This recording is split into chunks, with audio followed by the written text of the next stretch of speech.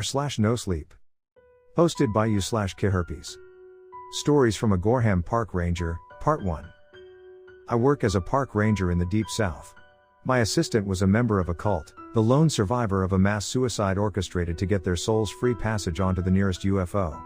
His name is Jay Hardwick, and mine is Jay Salem. To avoid confusion, everyone just calls him Wiki and me Little J, even though I despise that nickname and always have.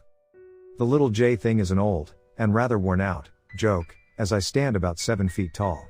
My parents were also monstrously tall, and their parents before them too, and so on and so forth, probably all the way back to the time of the Denisovan.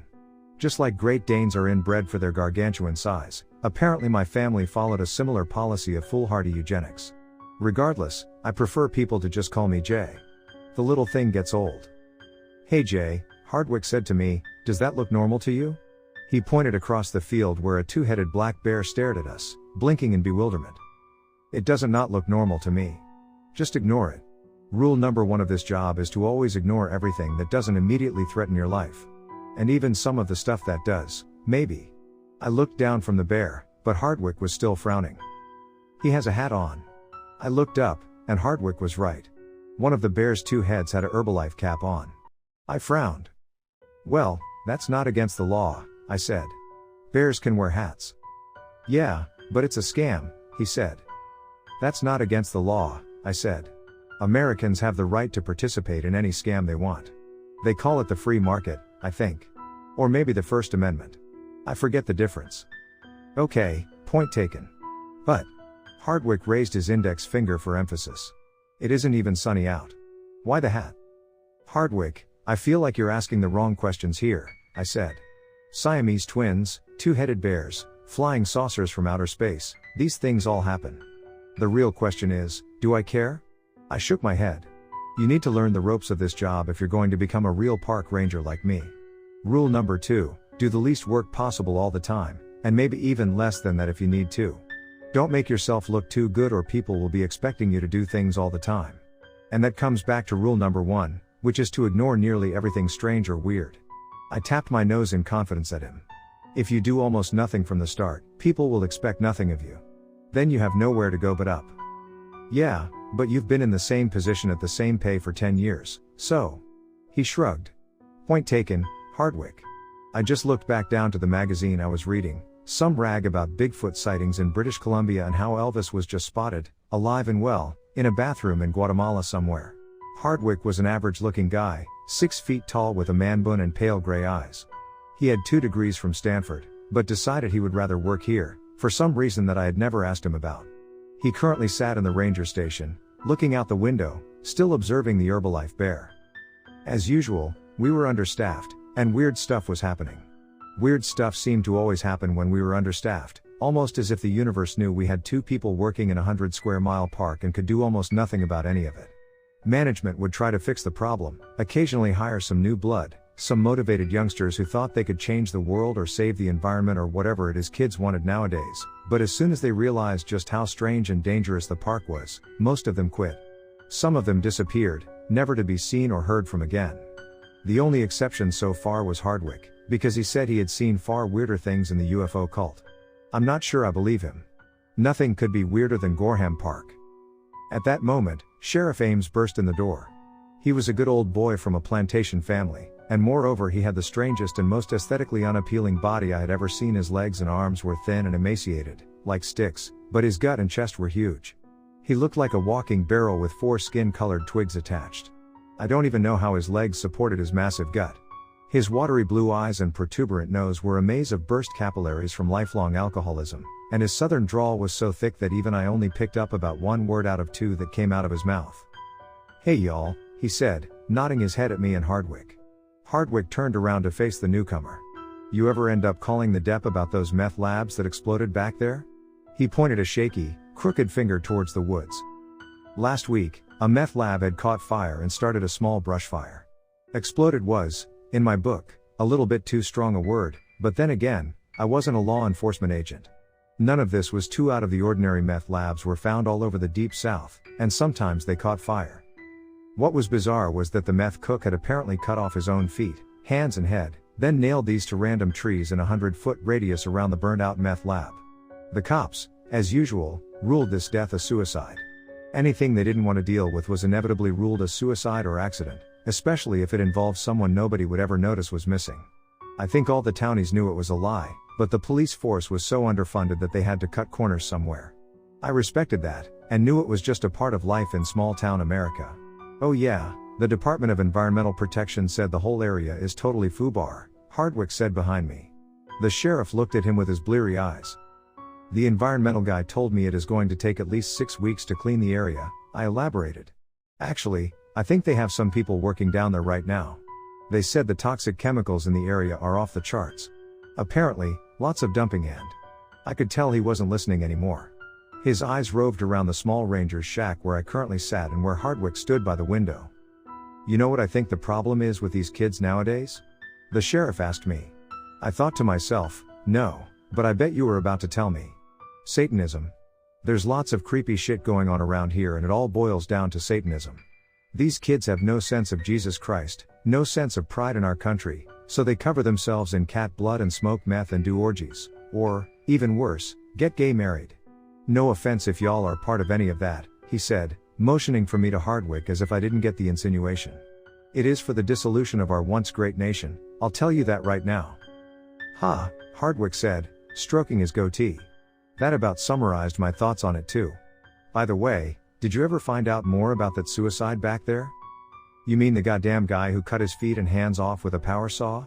The sheriff asked, his eyes widening. Well, we know he was the one cooking that crap. I kinda assumed that, I said, but the sheriff cut me off. Second, we found traces of some weird stuff in his meth. Guess it isn't even meth technically, though a lot of it is.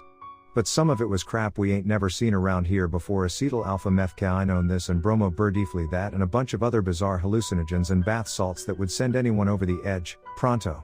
I'm guessing we are going to be seeing a lot more psychotic drug breakdowns around this here town before the week's end, assuming that shit got out into the community. The sheriff shrugged apathetically at me. Nothing I can do about it, anyway. You just gotta carry a .45 for protection. A .22 don't do nothing to those nut jobs on bath salts. They laugh it off like it's some sort of a paintball gun. He raised his hand to the ceiling. Word to my mother, I've seen it happen.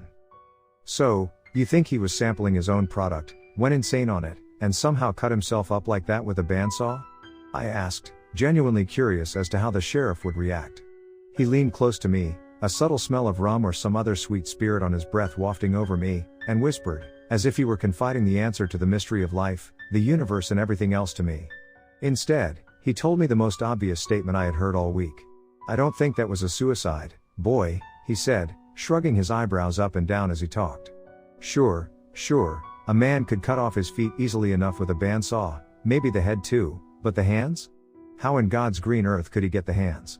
I shrugged my eyebrows back at him in what I hoped was a non-threatening, brotherly gesture. Geez, I never thought that maybe he was murdered, I said, hoping I sounded serious. I mean, what if he jerry-rigged the bandsaw to keep running, like put a heavy band around the trigger and then fell into it with both his hands after getting his feet, then saved his head for last? Maybe someone hopped up on enough drugs could ignore the pain long enough to get through that.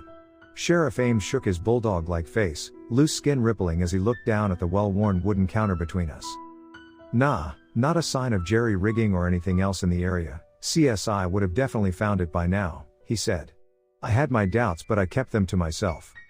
According to my research, law enforcement investigative techniques actually have a long history of mistakes and overall negligence, and it sent countless innocent people to prison, Hardwick said behind us, pricking up like he always did when rambling about a subject he knew. And he knew about nearly everything. He read a book a day, seemed to remember everything and didn't find any subject too boring to study. The only area of expertise where they don't have an insanely high error rate is DNA testing, but the rest? Bite mark evidence and hair sampling and even fingerprinting? Their error rate is so high that it puts thousands of innocents into prison alone in. Sheriff cut him off, lifting his hand up as if he were flicking away a housefly. Look, boys, I ain't come here to talk about studies. I don't care, honest. It ain't my job and I trust my men. I actually need a favor from you, he said, looking mainly at me with a small glance towards Hardwick, as if sizing him up. Seeming satisfied with what he saw, he continued. Do you remember where those Satanists killed that little girl? The sheriff asked. I nodded solemnly. I need you to go back there and see if someone dropped something, something small, maybe just a bracelet or a necklace. We got a tip that certain undesirables are revisiting the site. I wondered who would have given him the tip, or how they could have known who was visiting what miles in the woods. And I certainly didn't know about any Satanists. From what I had seen, that little girl had been savagely killed by a monster, not a human being. And no one had ever been caught for the crime. Yet somehow the local media had known it was Satanists as if by magic. No one ever wanted to acknowledge that there were demons and monsters in the park, and they would attribute it to anything they could as long as they could avoid it. "Sure, Sheriff," I said, nodding. "Hardwick and I have to go on patrols today anyway. We can stop by the area." After nodding and shaking my hand, Sheriff Ames took off in his car, leaving just Hardwick and I alone in the ranger station. I turned and noticed the two-headed bear had gone. He had probably left before Ames even got there. At that moment, the phone rang. Hardwick picked it up, tilting his head slightly. "Hello, Ranger Station, how may I help you?" he said quickly. He pulled the phone away from his ear slightly, grimacing, then handed it to me. "It's for you." I took it begrudgingly, holding it at arm's length as if it was a poisonous snake getting ready to strike. But after taking a deep breath, I put it to my ear. "This is the head ranger on duty.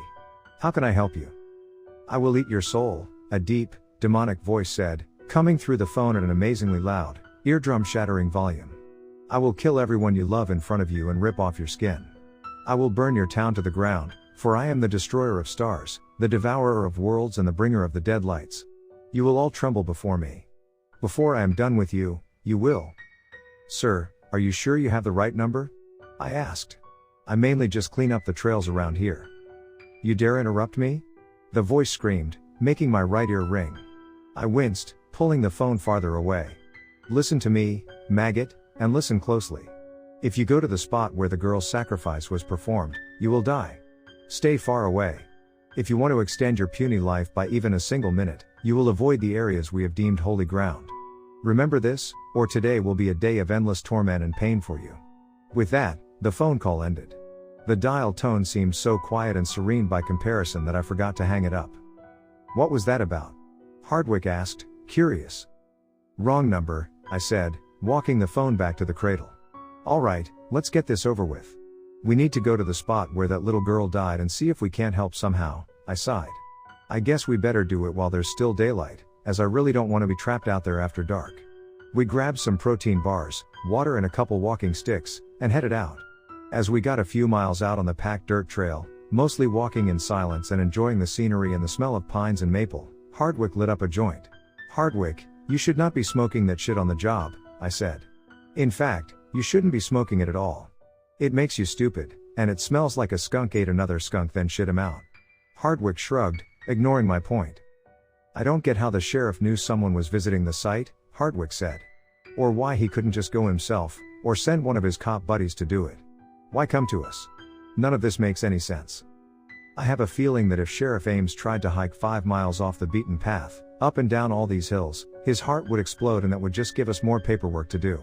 Besides," I said, stopping to move a large branch off the trail, "we need to clean the paths up anyway. I haven't been out this way in over a month." As I dragged the immensely heavy oak branch towards a deep pile of brush 10 paces or so off the trail, I saw a long arm begin to snake out from behind a tree and approach Hardwick. It looked like an optical illusion at first, because the tree was only a couple feet wide, but the arm that came out looked like it went on forever. By the time I noticed it, literally over 10 feet of white, bony arm had extended and it was still coming out, like a massive cobra uncoiling from a tiny basket at the tune of some invisible snake charmer.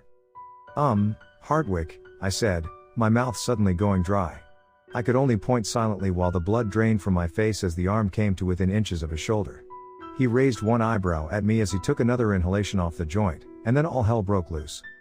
The arm grabbed him with an iron, vice-like grip and dragged him out of view so fast that he looked like nothing more than a Hardwick-sized blur to me. Behind me, the same voice I had heard on the phone began to speak. "You couldn't wait to meet death, to die screaming and watch your friend be torn apart, limb from limb," the demonic voice said, incredibly deep and resonant. I felt every word shake my bones as it spoke. I turned and saw one of the most hideously deformed creatures I could ever imagine. It stood over 15 feet tall, with the same endless bony arms as the other one that had come from behind the tree. It was entirely naked, bone white, emaciated and nightmarish looking in every sense of the word. Its eyes looked like pure white cataracts with a thin bluish film near the pupil. Its skin clung so tightly to its body that I could see every rib and bone that composed it. Its nose looked like the thin slit nose of a snake, and its ears were missing. But its smile was the most disturbing part. It had a grin that looked far too wide for its face, showing off dozens of bleeding, sharp little teeth. Small rivulets of blood ran down from its mouth, leaving pink streaks over the bottom portion of its entire face. From behind me, I heard Hardwick shout, then a gunshot. I turned and saw Hardwick holding a pistol, another creature like the one before me holding him 10 feet off the ground. Its other long arm snaked out and whipped the gun out of Hardwick's hand, sending it flying far away into the brush, and I knew we were doomed. Hardwick always carried a small .22 on him for protection, but I had nothing more deadly than a Swiss Army knife on me. Then, just as all hope left me, I heard a roar from behind me and a scream of pain from the creature that had spoken to me. Turning quickly, I saw the two-headed bear bound out of the woods and rip into the monster's thin, immensely long leg. With a quick snapping sound, one of the heads snapped its femur, sending a bloody spike of bone out through the monster's flesh. I heard Hardwick fall with a grunt as the other creature dropped him and began to draw forward, planning on attacking the bear. But with all of its attention on the main threat, it didn't see me as I ran at him from the side, raising my walking stick and whacking it across the head as hard as I could. I heard a crack of bone and then the creature looked unsteady, stumbling along for a few steps, before falling. The two-headed bear quickly rushed forward and went for its throat. "Hardwick, run," I said, pulling him up and heading back to the ranger station. I don't think either of us have ever sprinted 3 or 4 miles so fast before in our lives. I thought at multiple points I might pass out, but we made it back to the station in record time, panting heavily and chugging water after water before slumping down against the wall. We looked at each other. "Did we just get saved by that Herbalife bear?" he asked me. I nodded, smiling. "I think we owe that two-headed bugger quite a bit," I said. "Hell, I'll buy it a whole steak dinner with mashed potatoes and apple crisp for dessert. He deserves it. Why do you think he saved us?" I could only shake my head, having no answer. Things continued to get weirder after that, and I know at least one of those monsters and two-headed bear survived, because I would run into them later that week. I wasn't going to give up on being a park ranger just because of a couple near-death experiences, after all. This was my place, and I felt like I belonged to it, just like I hoped it belonged to me in some way. Later on, I would immensely regret not reaching the site of that girl's murder, as the sheriff had been right, there was a necklace there, and it would cause a heap of trouble later on. But that's a story for next time.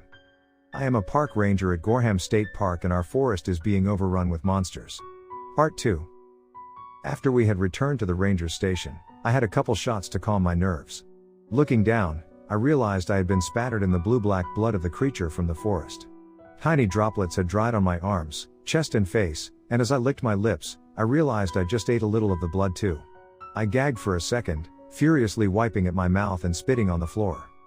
Wiki seemed mostly unaffected by what had just happened. He was a teetotaler, avoiding all alcohol but smoking cannabis and occasionally even taking psychedelics. Whenever I drank, he always told me, "Alcohol rots your brain and kills your liver," though I doubted any of that would matter if the things in this park killed me first. I was looking into my empty shot glass with trembling hands when Sheriff Ames came into the ranger station, flanked by 2 agents in black suits and sunglasses. "Back already?" I asked him. He didn't respond. "Care for a drink?" He looked at the bottle of Sky vodka, seemed to consider, then glanced at the agents next to him and shook his head no. "Son, did you find anything out there?" he asked in a fatherly tone, his southern drawl receding a bit now that he apparently had company from one federal agency or another. "We had a bit of a problem," I said. Hardwick nodded. "Wiki, little J," the sheriff said, turning to Hardwick, "did you actually search the area? I need to know. We had a tip that someone involved dropped a critical piece of evidence." "You don't understand, Sheriff," Hardwick said, "we were attacked." I tried motioning to him subtly with my eyes, but I think I just made a weird face, one that failed to communicate anything. I was trying to tell him without words that spouting off about 15 foot tall, emaciated monsters with grins as wide as basketballs would probably be a bad idea and make us look totally insane to boot. It didn't work. I swear, we were less than a mile away from the site where the little girl's body was found, when something just grabbed me from out of nowhere. It was an arm, but not human. The arm must have been 12 feet long. It was like something out of an H.P. Lovecraft story. The thing it was attached to. Words cannot describe how horrible it looked. Its eyes were like filmy blue cataracts, its grin made the Cheshire Cats look like nothing. Its fingers were bony claws and blood dribbled down its mouth constantly, as if it was chewing on its own tongue.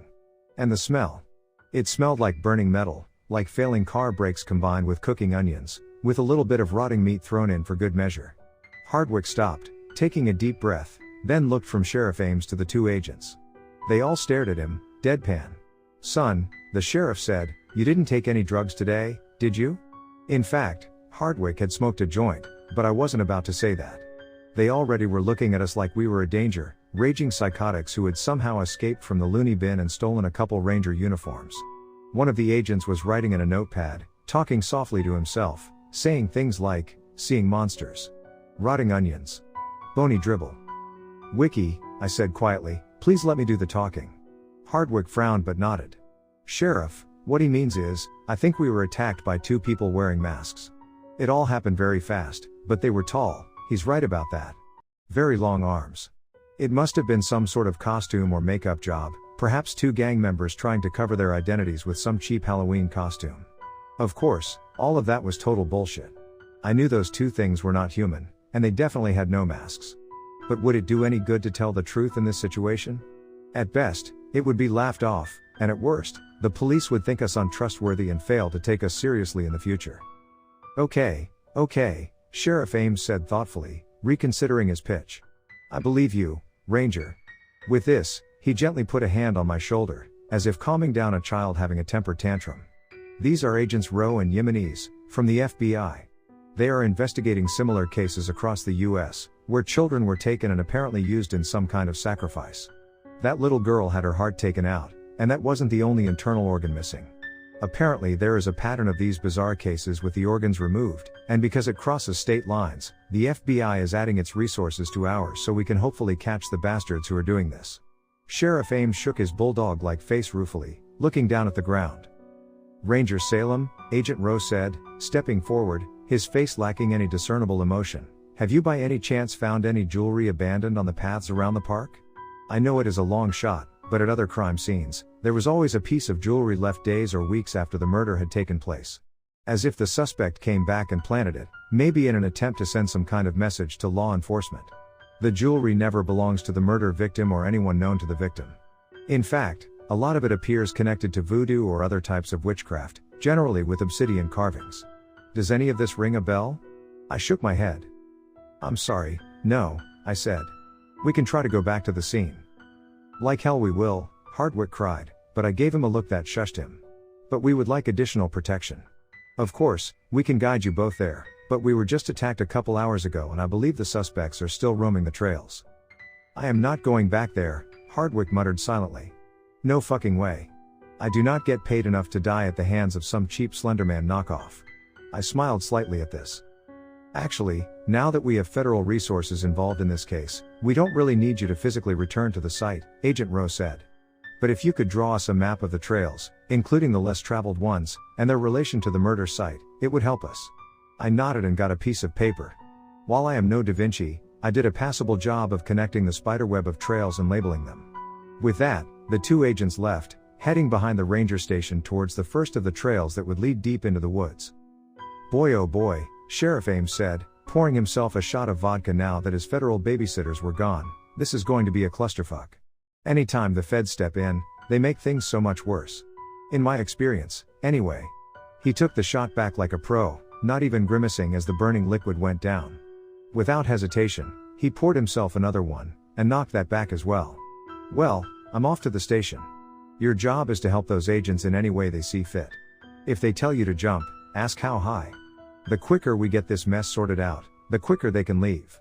With that word of advice, he tipped his hat to me and headed back to his car. As I heard him take off, his muffler sounding as if it was about to fall off as he peeled away, an old, broken, rust bucket of a truck pulled in. It was a local that I knew well, a rancher named Bud Beacon with more kids than teeth and a sickly yellow cast to his skin. He had a Budweiser hat on and a grease-stained plaid shirt with multiple missing buttons on it. He stumbled in, and he did not look healthy. He had never looked healthy, but now he really didn't look healthy. Due to budget cuts, the ranger station also doubled as a small convenience store, to try to bring extra income into the park. We sold odds and ends, like umbrellas, trail maps, hats, hiking shoes and some food and drink. Because there were no other stores around for miles, the locals often came here, despite our high markup and suspiciously missing expiration date labels on many of the items. Bud Beacon was one of our most regular customers. "Good afternoon, Bud," I said, nodding my head at him. He acted disoriented, as if he didn't even know where he was, and kept stumbling into the racks and walls, knocking some sunglasses to the ground before kicking over an umbrella stand. He said, a slight puddle of drool coming out of his mouth. "Do you sell, you know?" He pantomimed unbuckling a bra and sucking an imaginary nipple. I had no idea what he was talking about. "I think we may be out of that right now, but maybe check Walmart or Costco?" I said convivially, giving him a reassuring smile. His eyes rolled back and forth, never focusing on me for a second. "Bud, are you feeling okay? You look a little under the weather." That was the understatement of the century. He looked like he might collapse and have a seizure at any moment. "They took my kid," he said, and with horror I realized that he had a massive slice on the back of his skull. It looked as if someone had sent a throwing knife into the back of his head.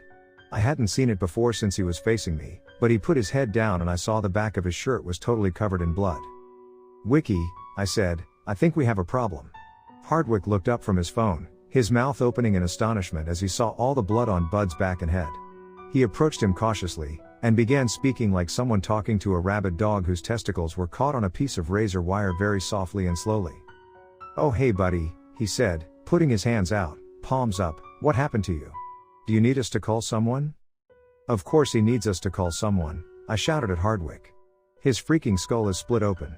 But Bud grabbed my hand in a vice-like grip and brought it to his lips, then began whispering. "No. Don't worry. About me. My boy is in the woods. Still alive.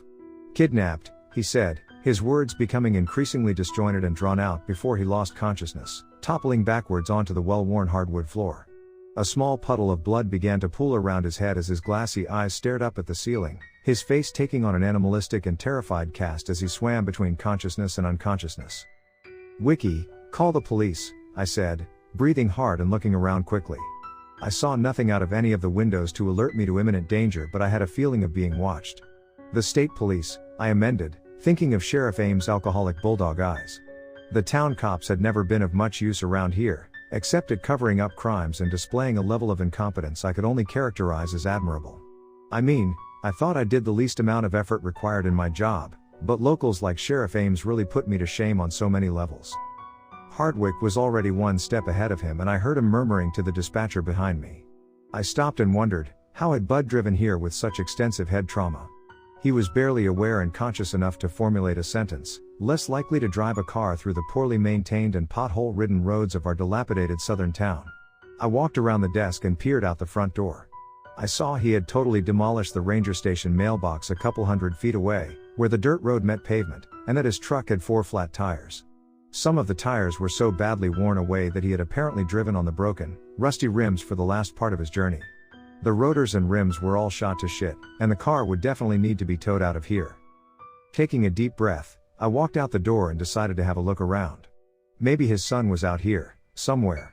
I began to circle the log cabin facade of the station, going behind the dumpsters, when I saw a familiar face, or rather, 2 familiar faces. It was the 2-headed bear who had saved my and Hardwick's lives earlier in the day. He stared at me with a calm, impassive intelligence that I had never seen on any animal's face before, then started speaking. Except his mouth wasn't moving, it was like he was speaking directly into my head, bypassing the auditory facilities entirely. "Do not be scared, Jay," the one on the right said, nodding his head and baring his teeth in a simultaneously friendly and terrifying gesture. For once, I did not have to look down at the person, or in this case bear person, who conversed with me. Even though I stood around 7 feet tall, the bear stood only an inch or 2 less than that, his front paws at his sides in a very human-looking stance. "My name is Ralph." He ceased speaking and the one on the left, who still had his Herbalife hat on, continued, "And my name is Gralf." They had 2 separate voices.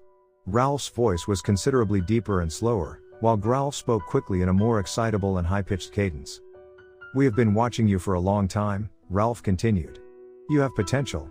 And I believe you are one of the few things keeping the evil in these woods contained.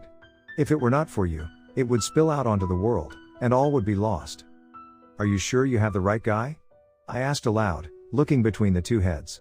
"I mean, I've had the same job since high school. I have like 0 friends, except maybe Wiki, but he's kinda forced to be here with me, so maybe that doesn't even count. I can't even get a credit card and 2 of my toes are fused together. None of that strikes me as hero of the century kinda stats. I paused for a moment, then continued. I do still have all my teeth, though. I guess that's fairly unusual for this town. Gralf shook his head, a bemused expression crossing his intelligent, furry face. Do not underestimate yourself, he said.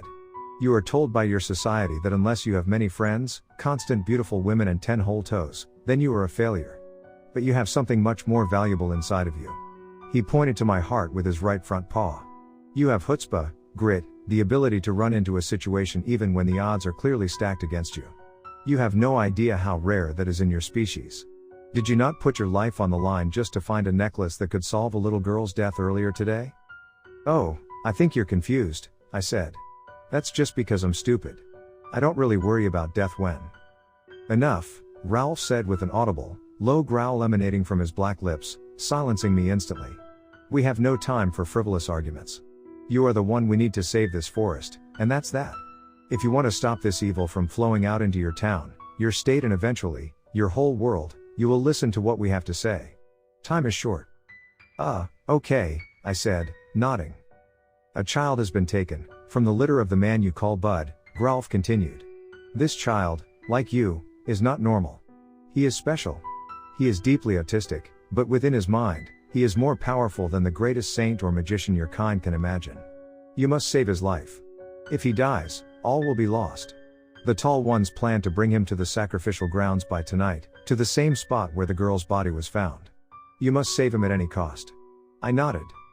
We will give you a seal that will allow you to pass through the woodlands at night, unmolested by any of the forest guardians, Gralf said, pulling a small vial from his back somewhere. I really don't know where it came from, because it wasn't like he had any pockets, or clothes, or anything else that could possibly hold a vial. On second thought, I didn't want to think of where he may have pulled it out from. The two-headed bear began to do a slow, rhythmic dance, moving one foot, then the other, then raising his paws to the sky and looking up with his 2 heads. He opened the elixir with his teeth and poured it out onto his hand. He then began to shake his furry butt as he moved forward in a kind of dance-like motion, before wiping it on my forehead. The elixir, not his butt. The elixir was cold and smelt like licorice, but it dried quickly, leaving no trace on my skin. Now I must go, but I will see you again. Take care, and try not to die. Okay, I said. I'll do my best, as always, not to die. No promises, though. I went back into the ranger station, and Bud Beacon was gone. Wiki was sitting behind the counter, smoking a cigarette and looking at his hands. Wiki, I yelled. What happened? Where's Bud? He looked up suddenly, a confused frown creasing his face. Then he looked down on the floor where Bud was lying, then back up at me, then around the entire ranger station. Then he shrugged. Are you serious right now? I asked. How did you lose track of an unconscious man who was just bludgeoned in the head and was bleeding all over the place? Well, in my defense, he said calmly, I wasn't actually paying attention. I rolled my eyes at this. Just then, one of the agents came running into the ranger station, his suit torn, a nasty gash across his forehead dripping blood into his eyes. It was Agent Rowe. There was no sign of Agent Yemenese, which I took as an extremely bad sign. Agent Rowe had his pistol out, and was breathing at an alarming fast rate. His pupils were dilated, his eyes wide and roving around, and he looked like he was overall not having a good day. Lock the doors. He screamed. Do you have any more weapons in here? Move, goddammit. I calmly walked behind him and engaged the deadbolt on the front door. Wiki took another drag of his cigarette, calmly looking the agent up and down. So, Wiki asked, how did it go? How'd it go? How'd it go? He screamed back at him. My partner is dead, and I barely got away. They ripped his goddamned arms off his torso and flung them at me like some kind of arm-shaped boomerang. His metaphor game was not up to par, but I wasn't going to criticize, as I felt he was in a very trigger-happy mood. Okay, I said comfortingly, we will go check it out. Wiki looked at me like I was insane. No, we most certainly will not check it out, he said to me. Well, we have to at least find Bud, I said. You're the one who let him get away, after all. All you had to do was watch over a bloody, unconscious man, and you failed at that. I know I talk about setting the bar low, but I shook my head in disappointment. That blows even me out of the water. After a minute of discussion, the FBI agent gave us one of his guns. He apparently had an ankle holster with a judge attached as a last resort, not the kind of judge that sentences you to 30 days for urinating in the local fountain downtown, but rather a squat kind of pistol that shoots shotgun slugs. It felt heavy in my hand and looked totally badass. The FBI agent had another pistol, a .45, but he wasn't going to part ways with it under any circumstances. Wiki agreed to come with me for a little while at least.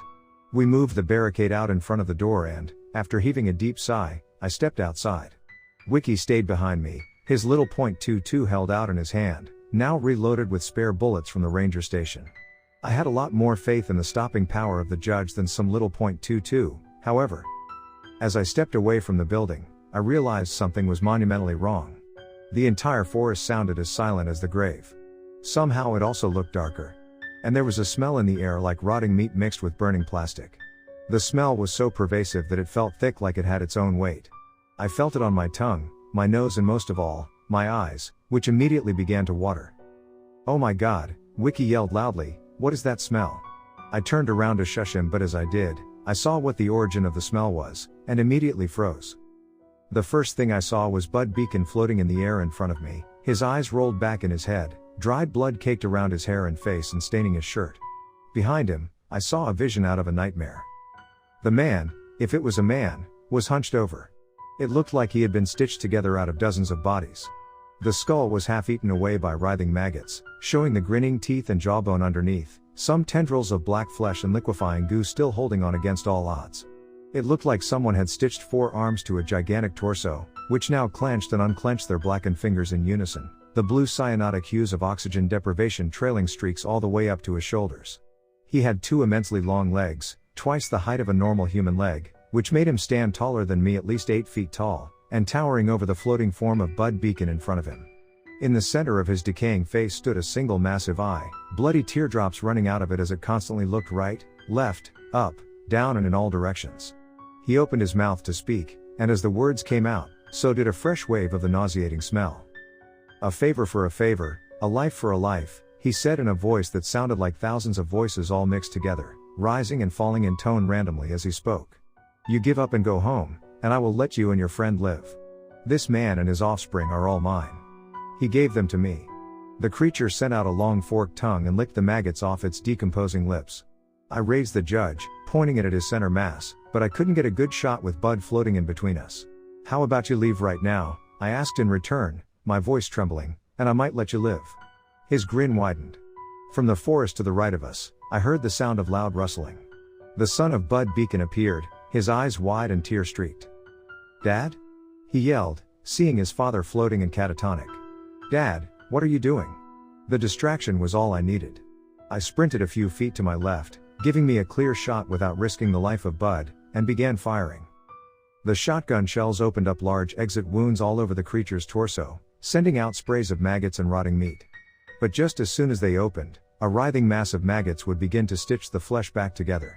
In all the excitement of the gunshots, I didn't realize Bud Beacon had fallen to the ground until I saw him sprawled out there, his eyes closed now, looking as if he were asleep. I continued shooting the creature as it ran at the boy until I ran out of ammo, but it did no good. The maggots just re-stitched its skin together as soon as the bullet exited. So I watched with horror as its 4 long arms wrapped around the crying child and they disappeared into the forest. I turned to Wiki, who looked fairly calm and placid despite all that had occurred. "Well," I said, "now we really have to go after them." His eyes widened. "You want to go after an unkillable and gag-inducing eldritch deity? What do you plan to subdue him with? Good manners." I shook my head. "There's an innocent child involved, Wiki, and now we know he is alive. We can't just let him be sacrificed." He groaned. "I hope you at least have a plan," he said to me as we began trekking towards the forest. "Not at all," I replied. "I'm a ranger at Goreham State Park, and there's a cult kidnapping people in the forest. Part 3. We had just seen Bud Beacon's child taken away by a monster who looked as if he had been stitched together by Dr. Frankenstein himself. I knew the kid's name, Smitty. I had seen him around town many times but never spoken with him. He was autistic, only talked rarely and always had a 1,000-yard stare. I knew from Bud Beacon taking him to the ranger station that Smitty had a lot of weird obsessions about food. He would only eat food or drink drinks that were white or clear, so he ate a lot of rice, pasta, milk and other staples, and drank a lot of water. Any food or drink that had any color other than white or transparency to it disgusted him to no end. If someone tried to give him some, he would close his mouth, turn his head away and refuse to speak to that person for the rest of the day. So, Wiki said from my left, are we just going to run into the woods and shoot anything that moves? I don't really have any better ideas, I admitted. Maybe that two-headed bear will come back and save us. I wish I could have talked to him more. He seems to be the only one who really knows what's going on around here. I really wouldn't count on him bailing us out, Wiki said. He must be getting sick of us. I only shrugged. Well, as you know, my goal is to live forever, I said sarcastically. So far, so good. If I've made it this far, why not just keep going? Everything always seems to work out in the end. Wiki pulled a joint out of his pocket, lighting it and taking a deep hit. The sun was rapidly setting, the forest gaining an eerie, shadowy look that made it hard to see very far down the trail. And by the way, I continued, the bear is not a he. It is a they, and their names are Growlf and Ralph. They told me. Then, a horrendous smell started to waft over to us. It wasn't the smell of all the dank weed Wiki was smoking, either. This smell was so strong that it immediately overpowered the smell of the cannabis. And, to my terror, it was a smell I recognized, the smell of burning metal combined with rotting meat. It was the smell of the creatures with the long arms and pale white flesh who had attacked us earlier. Wiki. I began to say, but he threw the half-smoked joint casually in the brush and just nodded. Yeah, I know, bud, he said calmly, his eyes red and slightly squinted as he looked around, a big shit-eating grin on his face. Looking at him, you would think we were at an amusement park rather than a cursed forest. They're definitely back. We're being watched. But nothing came out of the brush at us. I could smell the monstrosities, but it appeared the mark from the two-headed bear really worked. I was passing through without being attacked by the monsters of the forest. I had a feeling the bear's mark wouldn't work on everything, though. As we hiked further ahead in the dark, turning on our flashlights, the smell faded further and further behind us. We heard twigs snapping and bushes being pushed aside in the twilight darkness all around us, but we continued on unmolested. The few shots of alcohol I had taken before leaving to calm my nerves had totally worn off, and I felt a rising sense of anxiety building up inside my chest. As we neared the site at the end of the trail where I had been told there was a sacrificial altar, a new smell began to arise. It was the odor of burning plastic. A monstrous conglomeration of many bodies stepped out from behind an ancient oak tree to my right, blocking the path. I raised my pistol, a model called the Judge that fired shotgun shells. Growlf and Ralph gave me the mark. I demand passage, I yelled, pointing the pistol at its face, where a monstrous single eye flicked back and forth, looking at me then Wiki then back at me again. Move aside, beast. Move aside, let us pass, or I'll kill you. I really will. I hoped I sounded a lot braver than I felt. It felt like my voice was trembling, and I could feel my heart racing. I kept the flashlight tucked under my armpit as I took a deep breath in and tried to steady the gun and calm my nerves. Fool. The monster cried in front of me. I am not bound by the laws of this forest. I was created from corpses in a secret location. The mark of the protector bear has no effect on me. I will give you two standing here one last chance, turn around, never come back here, and I will let you live. For I am Raka, the strong, the unkillable, but the forgiving for those who repent, the monster said, blowing fetid air in our direction out of his reeking mouth as he yelled. The trees shook around us, and I heard birds and bats fleeing in droves as leaves fell from the tallest branches, showering the forest. Okay, listen up here, Raka, Wiki said, stepping in front of me, no one tells us where we can go or what we can do. And there's a kid back there we're supposed to bring back. If you're so strong, why do you take mere children? Raka laughed, a deep, gurgling sound that reminded me of slug slime and moldy, rotting leaves on the bottom of a lake. It sounded wet, sickly, phlegmy and, overall, just disturbing. I heard movement behind Raka, and men and women in black robes started to step out, forming a semicircle. Both Wiki and I had our guns pointed at the new arrivals, yet they seemed totally unafraid. Hail Raka the Great, the Strong, the Unkillable, said a tall blonde woman in the front. The rest of them shouted in unison, Hail! Hey, you guys stole that from the Nazis. Pretty lame, losers, Wiki said, laughing. Actually, I think the Nazis stole it from the ancient Romans, I said. You know, the whole Hail Caesar thing. Wiki gave me a sour sideways look, frowning. The cult members and the monster in front of us totally ignored our conversation. The child is ours, Raka said, smiling a grin with far too many teeth. Many of them appeared rotted and blackened, but still sharp and extremely long.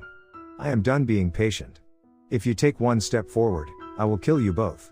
I took one step forward. Raka's single eye widened in surprise as I raised the gun and began shooting at the cult members behind him. I knew from previous experience that shooting Raka did no good, but that was a problem I'd have to deal with later, probably in about 30 seconds. Wiki followed my lead, firing his .22 at the center mass and heads of the cult members. Within seconds, all of them were on the ground, dying or dead, blood soaking into the dried leaves of the forest floor. With a roar, Raka began to rush forwards towards me, and then everything happened very fast. From my right, a loud rustling started, and out popped the two-headed bear, Growlf and Ralph. He sprinted out on all fours from a cluster of bushes nearby, slamming into Raka with an amazing speed and sending him flying 20 feet off the trail and directly into the trunk of a huge evergreen tree. The branch went through the heart of Raka, and though the maggots swarmed and tried to reknit his flesh, he was caught. His feet moved with futility, not even touching the ground since he was suspended about 5 feet off the ground with the impaling branch keeping him stuck. He roared and screamed, but made no progress. "Go now," Growlf said in my mind, his psychic voice echoing with a loud, clanging feeling throughout my entire consciousness. I winced at the power of this inner voice. The boy has little time left. The altar is just ahead. You are our only hope. Well, that's not good, I muttered to myself. If I was the only hope for saving this forest, maybe this entire town, then they really were in a much shittier position than I had imagined. Wiki and I ran forward, reloading our guns as we went. A few hundred feet ahead, we saw the flickering glow of a bonfire. A round stone table about 20 feet across sat next to it, a thin, shirtless boy tied and gagged on the top of it.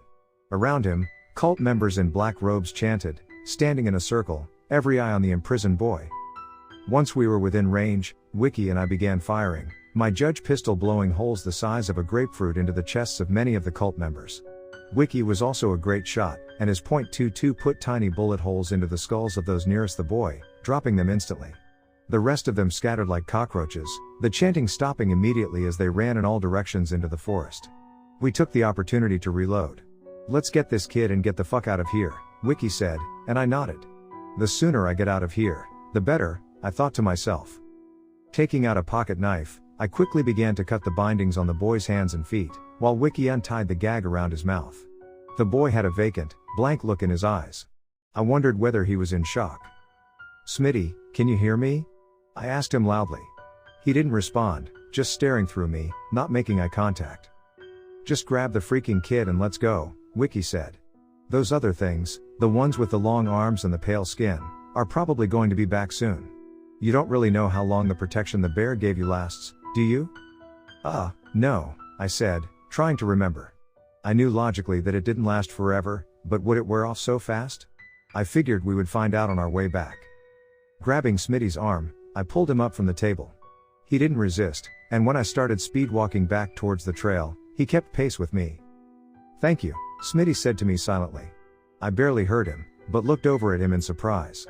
He glanced over at me, making eye contact for the barest fractions of a second, then returned his gaze forwards. "Hey, little man, you're welcome," I said, smiling.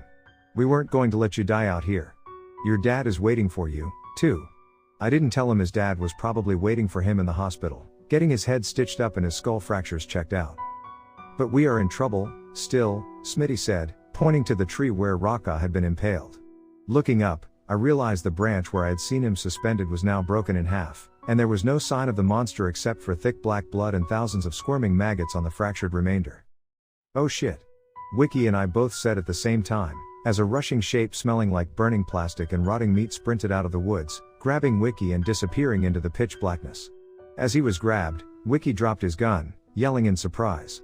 Once he realized what was happening, he started screaming at me. "Get out of here," he said. "Don't worry about me. Get the kid to safety." I tried running after him, but Raka was far too fast. After a minute, I turned around and went back to the trail, where I saw Smitty patiently waiting. "Fuck!" I screamed. "We have to get him back." "Don't worry," Smitty said, his face a blank expression. "I can track them. I can track all of them. I see it like points on a map in my..." He stopped walking, pointing to his forehead. I was panting, doubled over from sprinting, "But we need help. There are too many of them, and the mark is wearing off. I see it on you like light being washed away. Your face grows darker and darker as it fades." This was the most I had ever heard Smitty speak, and I was flabbergasted. "We will come back," I said, taking Smitty's hand and leading him to safety. We found his father, who had been picked up by a random passerby as he stumbled in the road, his face a mask of blood, his wounds untreated, the brain damage and concussions making him totally unaware of where he was or what was going on by that point. I finished telling all of this to my psychiatrist the next morning. He had been prescribing me antidepressants for my crippling depression, and even though Wiki was gone for now, I still had to go to work and keep my appointments. I knew I would get Wiki back eventually. He was too tough and dumb to kill. The psychiatrist nodded at me as I spoke. "Do you blame yourself for what happened to your friend, Hardwick?" he asked, pushing his glasses up his nose. "No, we did what we had to do," I said, not knowing whether I was being totally truthful. Maybe I did blame myself a little bit, but I didn't want to tell this man that. He wrote a few more notes in his notepad, then his secretary came in. "Dr. Fiorenzo?" the pretty brunette said. He looked up. "You have a call. It's an emergency." Nodding gravely, he got up.